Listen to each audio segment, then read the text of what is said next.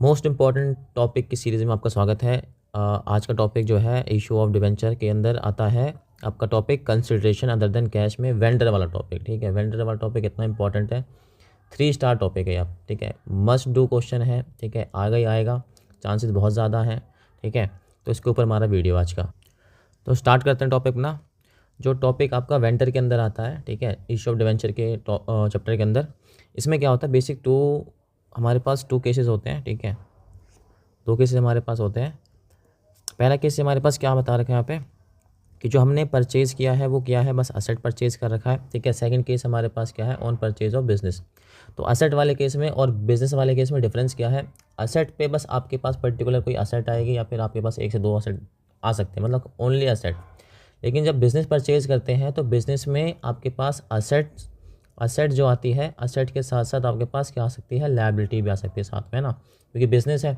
और बिज़नेस के अंदर आपने सुना ही होगा ना कहीं ना कहीं कि जो बैलेंस शीट बनती है, बैलेंस शीट में असेट भी होती है तो लायबिलिटी भी होती है। तो जब आपने किसी का बिज़नेस परचेज़ करा है तो उसकी असेट भी आपके पास आएगी, साथ में उसकी लायबिलिटीज़ भी आपके पास आ जाएंगी। तो ऑन परचेज ऑफ असेट वाले केस में आपके पास क्या एंट्री करनी पड़ेगी आपको।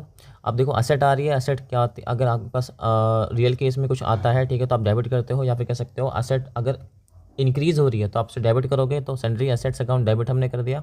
ठीक है, और 2 में कर दिया वेंडर। वेंडर क्यों, क्योंकि वेंडर क्या है, एक पर्सन है। ठीक है, और पर्सन वाले केस में क्या देखते हैं, पर्सन अगर रिसीवर है तो डेबिट होता है, अगर गिवर है तो क्रेडिट होता है। तो यहाँ पे हमने जो परचेज़ किया है एसेट वो किसी ने दिया है ना हमको, इसका मतलब वो क्या है, गिवर है हमें। तो वेंडर यहाँ पे क्या है, गिवर के केस में, इसलिए यहाँ पे 2 में आ चुका है वेंडर। लेकिन दूसरी साइड जो हमारे पास सेकंड केस है, ऑन परचेज ऑफ बिजनेस। अगर हमने बिजनेस परचेज करा है तो हमारे पास कंडीशन सेम है, असेट तो आएगी आएगी हमारे पास। ठीक है, हमारे पास लायबिलिटी भी आएगी क्योंकि बिजनेस है, असेट भी साथ में लायबिलिटी भी हमारे पास आएगी। अगर असेट आएगी डेबिट करेंगे, लायबिलिटी आएगी तो क्रेडिट करेंगे, क्योंकि असेट हमारा डेबिट बढ़ता है और जो लायबिलिटी है वो हमारी क्रेडिट साइड बढ़ती है, 2 में बढ़ती है। ठीक है,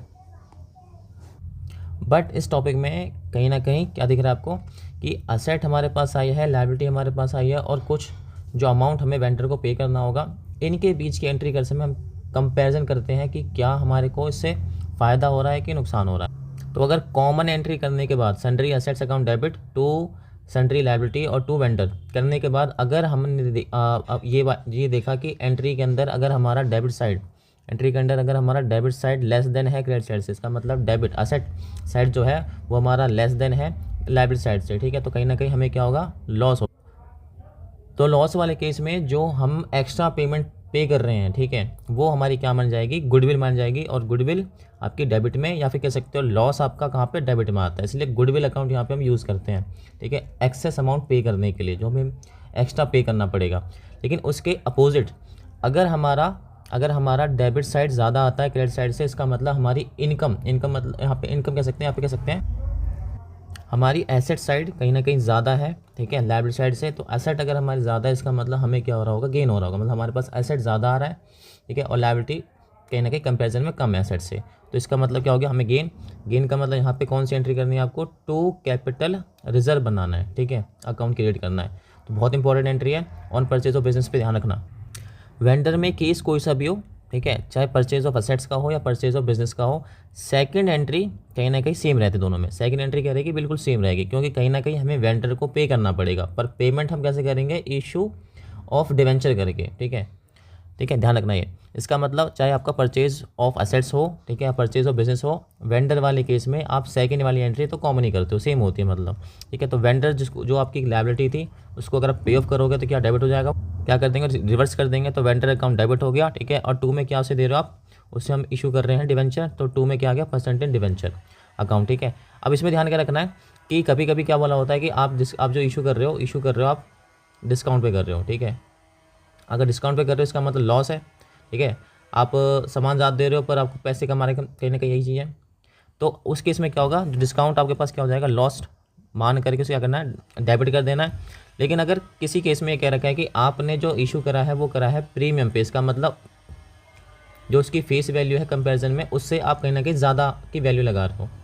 लेकिन उस केस में क्या होगा, आपके पास सिक्योरिटी प्रीमियम, क्योंकि आपके पास क्या हो जाएगी, एक्स्ट्रा इनकम हो जाएगी जो आपका बेनिफिट का काम करेगा। तो ये आपकी एंट्री होगी। तो वेंडर अकाउंट डेबिट रहेगा।